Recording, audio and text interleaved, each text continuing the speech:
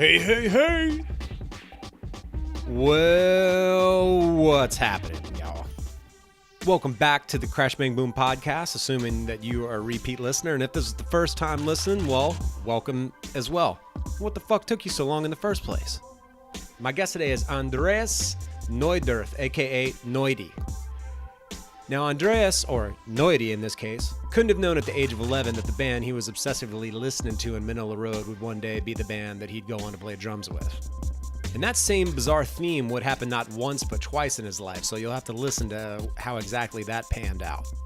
He also has a pretty incredible story about the drum set that he used for the 40th anniversary tour of Manilla Road, and how that tied back to one of their more famous albums, which is a pretty wild story. Life, it seems, is a bizarre cycle of events for some people. In any case, it was great seeing Manilla Road run through 40 years of songs with original guitarist Mark the Shark Shelton, who has to have one of the most prolific decades in all of metal with 8 studio records recorded in the 80s. And that's 8 epic Viking metal records at that. Unbelievable, right? I mean, that's like Zappa-esque output, for fuck's sake. Oh, and before I forget, don't forget to subscribe to the YouTube channel or an iTunes podcast if you haven't already. Or follow me on Instagram and Facebook at Crash Bang Boom Podcast and on Twitter at Crash Bang Boom 76. So yeah, here we go. Killer combo with Neudi, who has no shortage of laughter in the chamber, which is exactly my kind of people. So get your stout German beers ready. Neudi in the house, or the beer garden, or whatever works for you. Viking metals on the autobahn. Crash Bang Boom. Crowds go mad with joy. Give the drum a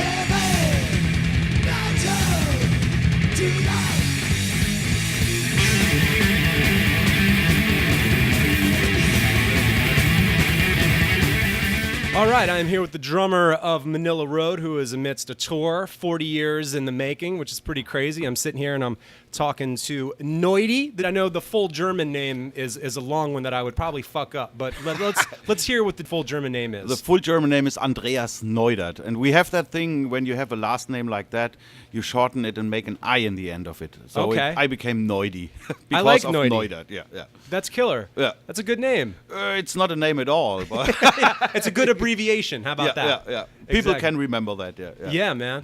You know, I spent some time in Germany. We'll talk about the tour and everything. But when I went to Germany, I think it was 2007, my first and last time there. Yeah. Had a great time. It's amazing, like how well everyone really can both understand and really communicate in English. It blew my mind. I think it depends on how old these people are. I think it was in the early 80s when school started teaching English as a regular thing, like maths or anything else. My parents, for example, when we have a barbecue with Manilla Road in Germany, it's always like 2 or 3 words and that's it. Yeah. But all the old krautrock bands or the Scorpions, if you listen to Klaus Meine, it's not the best English in the world, I would say. Right. That's amazing. Scorpions, amazing German band. Yeah. You know, I'm realizing I didn't even necessarily connect the dots for the listeners, but you live in Germany as opposed to the rest of the band that's all in the States. Is that what's going on? That's correct. Yeah. Mark, the original member, is he still in Kansas? They all live in Wichita, Kansas. Yeah. Okay. Yeah. Wow. Next So, to each other, more or less. Yeah. Had you been to the States prior to going to Kansas? No. So your first impression of the United States was going to Kansas? I'm sorry. My very first show in America was in Ohio. Really? A festival called Warriors of Metal. Oh, wow. That seems appropriate. Yeah, a tornado blew up this festival. So in the end, we played 15 minutes when the power was there again. Yeah. So this was my first day in the USA. Really? Under a tornado. Yeah. Really? Yeah. No Holy joke. shit. What band was that? This was Manilla Road. Yeah. 2012. Yeah. Wow. Okay. So you joined the band in 2011. Exactly. Yeah. Okay. 40 years, it blows my mind. And we can talk about the prolific nature of Mark's output in the 80s. I still don't understand how 9 records were put out inside of a decade. Eight of which were studio records, 1 live record. 1 live, yeah. One was released later, but still 8 studio records were recorded in the decade that was the 80s. Who sold their soul to the devil, and how the fuck did he write all those records is what I want to know. You need to ask that to Mark, but I'll have to ask him. The weird thing, now as I'm in the band, I have a closer look to everything. Yeah. It seems like they always were a kind of local band from Kansas here in the USA with a record company in Europe called Black Dragon Records in Paris. Oh. So I think things even got better in Europe, but the band never toured there. So this was... weird for somehow. Absolutely. Yeah. So they were almost building a following unbeknownst to them in Europe, and then just touring in the States and not necessarily seeing the level of success that they could have had they have gone to Europe, where the record label was based out of and where their fans were. They brought over Mark for a press tour to go to radio stations and magazines. What year was that? This, I think, 86, I think it was. Wow. Yeah. Okay. But that's it, yeah. And no shit. Yeah, the first time Manilla Road played in Germany, I was in the front row. Come on, you were a big fan? 2000, yeah. Wow. I'm a fan since I'm 15 years old, yeah. No way. Yeah, it's my favorite band since I'm 15. Come on, you're playing in your favorite band? That's the truth, yeah. This is fucking amazing. Okay, well then 2 questions, and we can also get back to Germany. 1, how did you end up hooking up with the band? And 2, I guess prior to that, what was the first record you got from them, and what do you remember about it? When I was 15, I had a TV show in Germany, a heavy metal TV show. Really? Yeah, a creator played there 45 minutes when Come they on. were after the first album, Endless Pain, and the record companies in Europe sent me all the albums, so I can make a live review of them. Right. And Black Dragon Records was one of those. In '86, they sent me The Deluge, and I put it on. I listened to the first 30 seconds, and I thought, okay, it's 2 options now. It's the total bullshit or it's genius. Right. And I noticed that it was genius. Yeah. And I stayed in my little room and I lived with my parents for 1 week, only listening to this album in a row. Just obsessed over it. Yeah, The Deluge. Yeah, since then I'm a fan. Yeah. Holy moly. And I guess The Deluge was released 86, 87 maybe? 86, yeah. 86. Yeah. And that was, correct me if I'm wrong, there were Crystal Logic was 2 prior to that? 2 records prior to that? Yeah, there was Open the Gates before. Right, exactly. But we didn't know anything about Crystal Logic, Metal, or Invasion in Germany. Maybe some guys who ordered from the import stores or something. Yeah. But nobody knew about that. So to me, Open the Gates, which became 1 or 2 weeks after The Deluge, I thought would be the debut album, yeah. Oh my God. And then Black Dragon issued Crystal Logic in Europe. So it was the 3rd album on Black Dragon Records. And I was wondering, this sounds different. The drummer was a little more lazy. It's a different guy. Right, Yeah. right. Yeah. Wow, okay. Well then, how in the hell did you get the gig? How did you end up playing with these guys? I tried to keep it short. In the late 90s, when the internet was kind of affordable in Germany, I made a fan homepage for Manilla Road, because I thought they are disbanded and I didn't want people to forget this band. That's amazing. And sooner or later, Mark noticed that homepage and declared it as the official homepage. So I made their official homepage until 2005 or so. Wow. And we are in contact. I sent him my stuff I played in Germany, the CDs, and he sent me burned CDs of the forthcoming Manilla Road album. So we were kind of friends already. Yeah. And we met here and there. But in 2011, they had a headliner show for Hammer of Doom Festival, which is pretty big. And the drummer was not able to make it. He was not allowed to leave the state Kansas because of some smoking issues. Oh, damn. Yeah. Uh-oh. And they wanted to cancel that show, and the organizer, the guy who also does Keep It True Festival in Germany, he told Mark, hey, I think I know a guy who could play that. And then Mark, oh yeah, Neudi, yeah, there was something. Okay, let's give it a try. Come on. Then they came over, we rehearsed 2 times in the rehearsal room of my band, and then we played this 2.5-hour show, and after this show, I was the member of Manilla Road, the drummer of Manilla Road, What a bizarre full circle story that is. Yeah, it is. Of a band that you were obsessing over in your room with your parents' house, listen to it over and over again, and then here you are down the road. It's weird. And for him, obviously, as well, not knowing that story necessarily, and then doing here we are 40 years later, and this kid in Germany that was a huge fan is playing in the band. Exactly, yeah. This is blowing my mind, man. Fucking amazing. Sometimes I'm kind of used to it to play in Manilla Road now, but still there is moments when I thought, God damn, when somebody plays Crystal Logic or something, I think, I play in this band now. That is so cool, man. Germany is an interesting country, man. Like I said, I was there in 07, played in, and I'll probably mispronounce some of these towns, but Jena, Germany. Jena, Hamburg, and we played out in the countryside. I forget where exactly that was, but it was interesting because the Germans, I think, and I've talked about it on the podcast with other bands that have maybe toured through Germany or whatever. You're the first German that I actually spoke to, so this will be good. But Germans can often be real dry in their sense of humor, or sort of just in stating things. You can't quite tell if they're being serious or or overly serious. It's so very dry, right? But when like the music happens, they kind of, I feel like the Germans kind of come out of their shell a little bit and show more enthusiasm and really get into it. Yeah. So it's like rock and roll is the gateway to making party, as they would say when I was there. It can be a little bit like that. It's even more extreme in Scandinavia. Oh, really? You meet these other bands and they're all shy. They look down on the floor and hello. Right. And that's it. Then they drank a little, and then right. The Germans are not that extreme. It really depends on if you are in Hamburg or in Munich. That's totally different people. Okay. In Hamburg, you can go to a bar and you talk to someone after 1 minute. In Munich, it might take you an hour. Right. That's a big difference. Yeah. Where is Berlin in relation to Munich? Berlin is more east, but for sure 500 miles away. Yeah. Oh, wow. Munich is more in the south, Okay, gotcha. Yeah, so we spent more time somewhere between Berlin and Hamburg and Jena, and went into the Czech Republic. And man, the weirdest fucking thing, I've never told this, I just thought about it. Driving from Germany into the Czech Republic, it was hilarious. The German guy, I guess, that was checking my passport, he was like, "Oh, you are in the band?" And I was like, yeah. He's like, "Who's the drummer?" And I was like, "Me." And he's like, "Do you play blast beat?" And I was like, "Man, actually, I don't. I'm sorry to let you down. I'm not particularly awesome at playing blast beats." And he was like, "Oh, okay." He was kind of let down. He was hoping that we could talk about blast beats. So that's cool.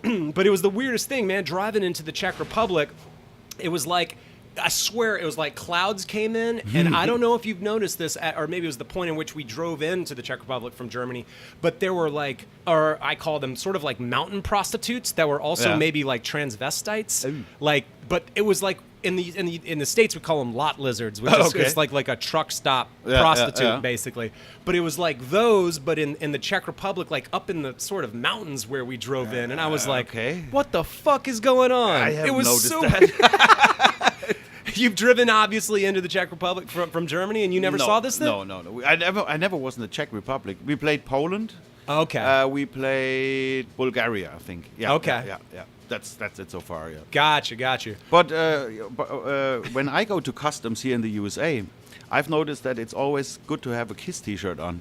Really? Yeah, they start rude. What do you want to do here in America? Oh, they're always assholes. KISS fan. Oh, I like KISS. Oh, and everything's cool. Yeah. The universally liked band somehow. That's amazing. Yeah. Gives you a pass. Yeah. Where are some of your favorite places to play in Europe?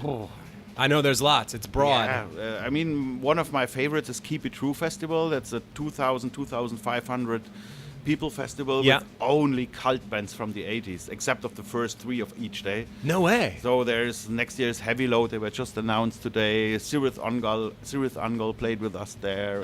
It's all these old bands, and the organizer is able to get these guys together, at least for this one show. Yeah. Whoa. He's really good in that, yeah. And where does this go down?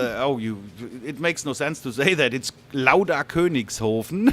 Lauda Königshofen? Yeah, it's a small village. So, like in Germany? In Germany. Oh, wow. But Würzburg is the next bigger city. You might have heard of that. Würzburg.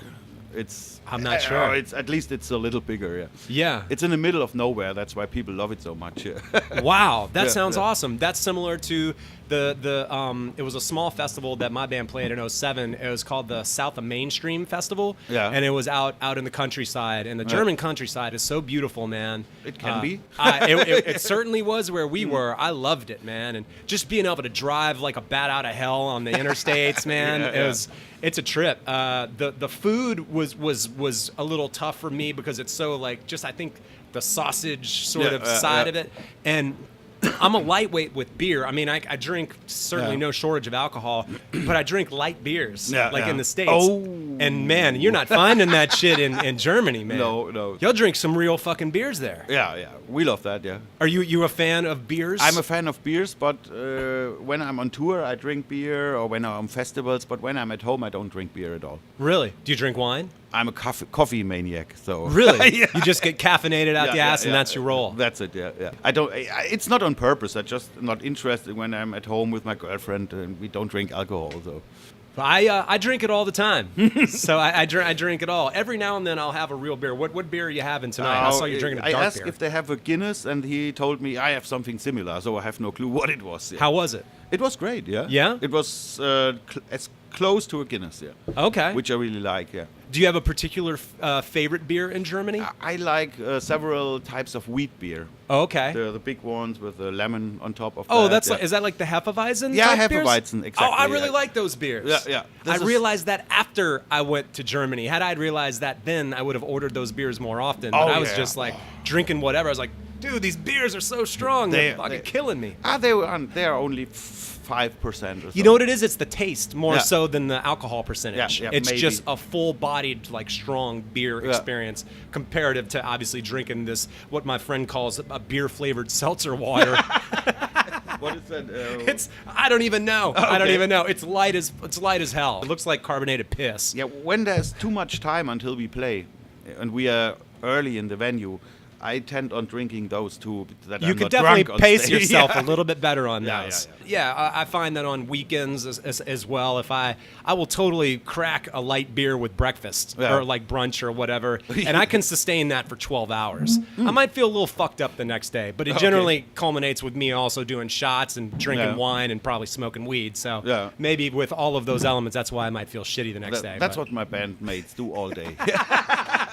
I sit there in between and I get stoned from just them smoking. Exactly. Secondary high. That's amazing, man. Tell me a little bit about this run that y'all have been doing. Like I said, 40 years. It's amazing. It's crazy that Mark's still doing it. Tell me a little bit about the run thus far and how's it been going. Yeah, we started in late April in Germany. We headlined this Keep It True festival along with Sir with Angol, and then we went on to play 2 more shows in Germany. Then we went to the Netherlands, after the Netherlands to Scandinavia, Sweden, Norway, then to Portugal, Spain, France, and all that stuff. It was 5 weeks. Wow. Most of it was really great. Then we played 1 show in August in Las Vegas, in the Hard Rock Hotel, with King Diamond, which was really cool. And what do you think about Las Vegas? That sounds fucking weird, man. I enjoy it when I'm there, but I wouldn't spend 2 weeks there or something like that. No, man. It's cool for 2 or 3 days, a little partying and everything. Yeah. Do you like to gamble or I did it because it's cool to gamble there. If you're gonna be in Vegas, you kind of have to, right? You can't just go there. To say I did it. Yeah. I did it twice now. We played Las Vegas before. Yeah. Did you win? Did you win any money or no? $80. Yeah. You won $80? Yeah. Good for you, man. Last time I lost some money. Yeah. Oh, okay. So net it out, you might be even. Yeah, but we talk only about 40 or something that I lost. Yeah. Right. Well, that's pretty good, man. Yeah. I went to a casino once in the States. In the States here, like the Native Americans, they call it Indian casinos, and I went to one and I played roulette. And so, it's 50-50 chance. That's what I did, roulette. Okay, so that's what I did. Always on red or black. Red or black, motherfucker. Yeah. And then you do it, and incredibly enough, I think I won maybe $120. That's good. I played it only once. I haven't played it since. Yeah. So I came out ahead, and I'm kind of like, I could see how that shit could be really addictive. Oh, yeah. It's exciting. Yeah. And the free drinks. I don't know. Well, yeah, of course. And I'm allowed to smoke. So Right. Everything's cool. Right. Yeah, and I wonder how the smoking rules in the States work with casinos now. I don't know if you can still smoke in all of them. I don't think you can. We were at El Cortez the first night before we moved to the Hard Rock Hotel. They only paid for that one night where we played. And I was able to smoke. I was even able to smoke in Hard Rock Hotel, except of the venues where the bands played. There it was not allowed. Yeah. Right. But we played at the pool stage, so I could smoke while drumming. That's cool. That's badass. Yeah. Well, how long have you been playing drums, man? Oh, my dad, he stopped playing drums in the early 70s, but still I have some remembrance of that, of course. Really? Of being a kid and seeing your father playing? Not really on another guy's drums at once. I saw him play. Okay. So he was not really an influence, but he has albums from Creedence and Elvis and Rolling Stones and stuff like that. And I was at a friend's house. I was in preschool, I think you call that. Uh-huh. And he has a drum set, and I sat down and I played a beat. And it was the first time I was ever on a drum set. And his parents called my parents, "Hey, you won't believe it. Your son just sat down on the drum set and played." And then my parents, I went to drum school in Germany. Yeah. Really? So I was 8 or 9 or something like that. You could go to a drum school at that age? Yeah, it's not a drum school where you are in all day. It's 2 times a week in the evening only. Oh, it's like an evening class or something, I guess. Something like that. It's from the state, but still it's not a real school or something. Right. Did you have any particular influential teachers during that period? Oh, my drummer was the drummer. I don't know if you know this band, Chaka Khan. Of course. Oh, yeah, he was the drummer when she played in Europe, yeah. Whoa. This was the guy, yeah. Really? And always when I thought, oh, I'm really good, and he noticed, oh, okay, he gets a big head now. Oh, really? And he started. And would blow you out the water.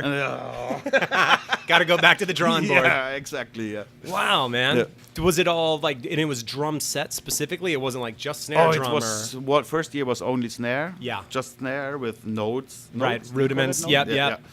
But I also had to learn all the percussion stuff from chapacha or what you call that, and bongos. Hand percussion. Even the triangle. Which was God, ridiculous. that poor fucking thing. What a depressing thing to play, or at least in public, right? Yeah. I finally made it to the concert band, and you just wait for that one time to hit the fucking thing. That's it. It's so ridiculous. I mean, beyond that, did you continue to study, or was that kind of your early formative years? This was everything, because I was pretty early. I was 14 when I joined my first heavy metal band, and my teacher was not happy about that. He told my parents, "Oh, he will destroy his style," because heavy metal was new. Right. So everybody thought it's something like punk only. Right. I taught myself more or less. Yeah. I never rehearsed drums since then. Really? It makes no sense. I rehearse. Just play. Yeah, exactly. In rehearsals, and that's when you work it out. I know that I could be better, but even some people have agreed on that. I fear that I destroy my style with knowing more than I know about drumming now. I want to be the one I am right now. Yeah. So, well, you'll also pick up on things and learn things as you rehearse and do it to the backdrop of actual music, as opposed to sitting down with a metronome and doing like the sort of more clinical approach and more technical approach. You'll still acquire skills, and it's more fun and it's creative, and it's in the environment of bouncing off ideas with other people, and it goes to create something of a larger picture, as opposed to you just in a fucking practice space, doing metric modulation. I never had a problem with click track. So whenever I was in the studio, this was never a problem for me. Really? I even played in a pop band in the late 90s, where I played with click track the whole show. And because we had keyboards that came from ADATs. That's right. Back in the 90s, Right. And for some reason this never was a problem. So wow. I didn't rehearse to a metronome or something like that. Really? Yeah. If you're going into the studio, you don't practice the songs to a click track in advance? You just show up and you're like, that's the BPM somewhere around there, and you do it? I don't even listen to it. I listen to the song when I'm there. Then I think what I might do on that song, sit down and play it. That's the way I think that's a special mechanized German mind you have there. Because I don't know. I practice for months in advance to a click track, and I by no means write anything out, and I don't figure out fills necessarily, but I just want to play it so much to a click that it's so second nature. But it sounds like you've got great timing, and you could just go with that. I never played in a progressive band. You told me that your band had some progressive influence. Yeah, for sure. I think you can't do it my way when you play progressive music. Right. It's impossible. Yeah. Yeah. I have another band in Germany since 2 years now, an early 80s band that was famous in Germany in the early 80s. And the band is called Trance. Trance? Trance, yeah. Trans? Trance. Oh, Trance. Trance. Got yeah. you. Okay. They were as huge as the Scorpions, and except in the early 80s. They Oh, were wow, number no 3. shit. Yeah. Really? You were But like the third band. the third band, but only for 3 years, and then it went downhill with them. That's amazing. And were y'all playing shows with Accept and Scorpions like around that time? Yeah, Or- of course. Yeah. Wow, really? Yeah. They had Raven as support, Warlock as support. Wow. They played with Metallica and Venom in Belgium and stuff like that. Whoa. Yeah, and then it went downhill because of several reasons. Typical business and now they did a reunion, and they asked me if I can play drums on this album. They didn't ask me first if I will be the drummer. And then I showed up, and they asked me, "Oh, you're prepared?" And no, I just listened to the song, and the producer was already, "Oh my God, this will be a disaster." Freaking out. And my first song was a first take. No shit. Yeah, it was a 2 minutes 30 seconds song. So Right. Totally straight. Yeah. Rock and roll stuff. And they asked me to be in the band. Now I play in this band too. Wow. And this band, by the way, I got my first album for Christmas from my aunt when I was 11. Come on, man. You've done this So twice in your it's life. twice, yeah. Get the fuck out of town. That's funny. God damn. That's But it's a incredible. total different drumming. It's really like Scorpions or so. It's Yes. relaxing. More straightforward. Yeah, straightforward, yeah. Even Yeah. they asked me, can you put a little of this Manilla Road stuff into Oh, it? yeah? Nice. Yeah. That's cool, dude. When going back, I guess, to the Scorpions and Accept, I was never able to see those guys back in the day. But what was your impression of seeing them back in the day? Because man, Michael Shankar and just I love the Scorpions. I love the offshoot. I love the UFO stuff that Michael Shankar did. Oh yeah, that's Scorpions. Like there's a bunch of early records that are just killing. Accept was badass. Like Germany really had some killer bands. I got to look up this trance thing now. Oh, man. yeah. This is so cool. Yeah, it's hard to find because there was no techno electronic music back in the day. Right, exactly. Called trance. If you get in trance band, you will get all that Right. techno electronic music bullshit. I mean, honestly, when you first said it, I thought it was trans, like transsexual, and I was like, they look weird, but not that weird. not that weird. That's amazing, man. When you said that your first heavy metal band that you were playing in when you formed it with your buddies, what was like some of the first wave of metal that I guess you were experiencing that would have influenced you? Absolutely, it was British stuff like Venom, Raven. Right. I had an older friend. Okay. He wrote for a magazine, so he got all that stuff from Neat Records for free. Okay. And so I was able to experience Raven and all that bands really early. Yeah. This was an influence to me. Celtic Frost, of course.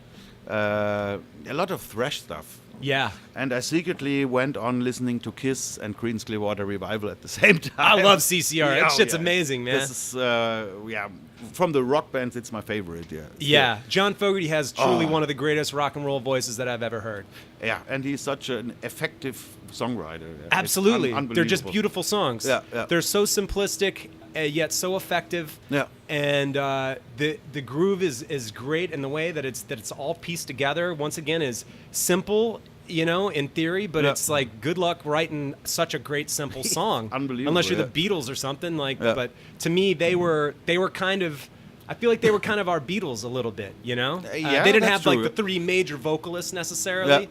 But just having John Fogerty alone was so strong. Oh, yeah. I'm a huge fan. I grew up in the South, in Louisiana. Oh, okay. So my whole, up until I was a teenager, when I would hear C.C.R., I was like, oh, they're clearly from the South. Yeah, they Like were. Louisiana, Mississippi, Alabama. I thought for sure they were I from thought somewhere. so, too. Yeah. You wouldn't? Yeah, right? Certainly not San Francisco. I saw these boats with this, I don't know how you call that. The paddle boats. Yeah. Yeah. Okay, they're from Berkeley? Yeah. What? It doesn't make any sense. Yeah. Well, I will definitely have to look up trance, not to be confused with transsexual.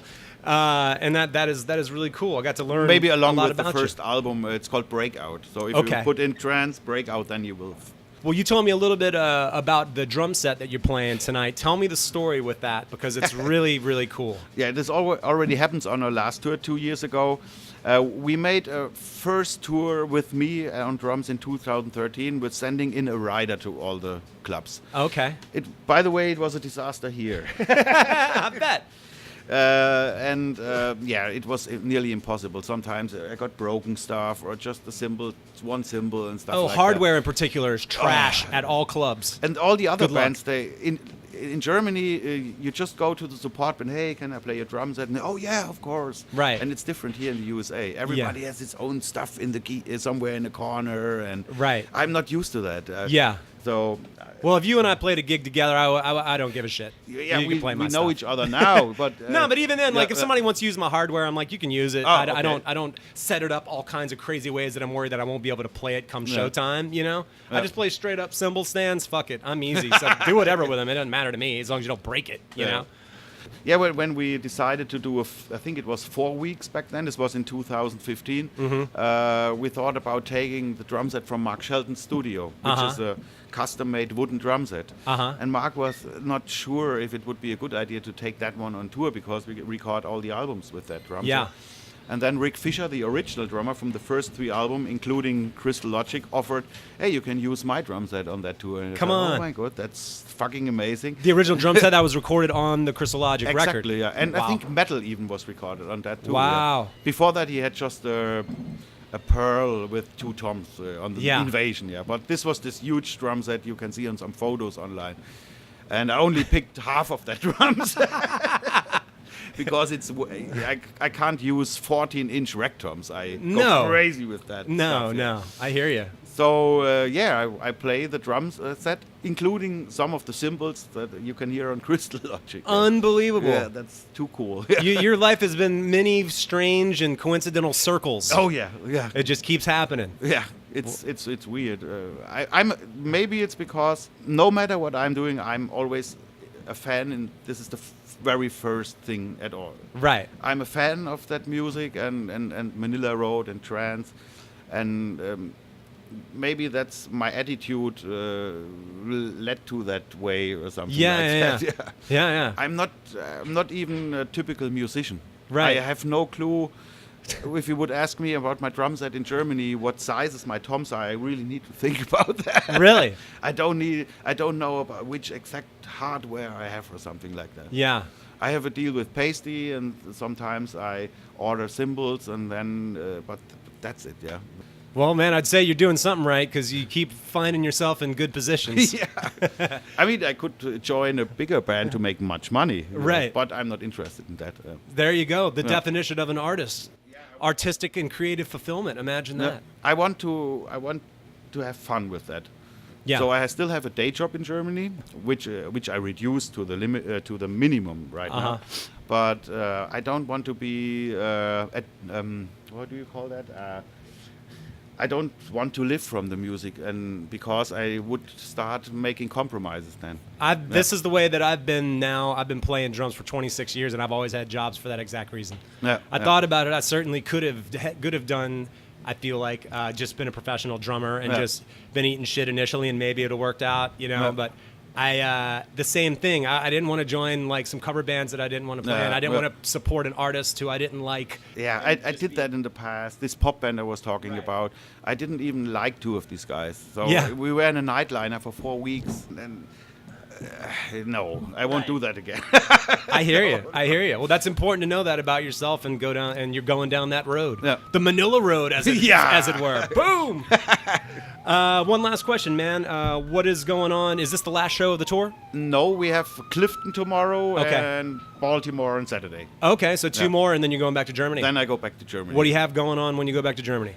5 hours of sleeping Yeah. and relaxing, and Yeah. then I go back to work. I work in a CD store, Okay. which is something like your Best Buy here in Right. America, called MediaMarkt. I do run the CD department there. Okay. So it's still music. So That's great. okay, You're a yeah. knowledgeable guy, so you're the kind of guy that is nice to have in a music store that Yeah. might actually know some shit about music. Yeah, it's a little, maybe a little too much heavy metal in there. Right. Cool, man. Well, Neudi, thanks so much for talking to me, man. I really appreciate it. Yeah, it was fun. Yeah. I'm looking forward to hearing some epic Viking metal tonight, brother. Oh yeah, you will from 40 years. Yeah. Fucking A. Thank Thanks, you, man. Yeah. All right. That does it for this one. Another one in the books. And another good one in the books at that. Thanks for tuning in as always. Thanks to Manilla Road for celebrating 40 years with the tour that they did through Brooklyn. It was great seeing that and hearing 40 years of insane Viking metal. It's pretty unbelievable. And of course to Neudi himself for being a rad-ass dude with a barrel full of laughs. Be on the lookout for Manilla Road on tour in the States, Central and South America, and all throughout Europe. Keep that shit happening. Keep your dreams alive, people. Catch y'all on the next one. Crash, bang, boom!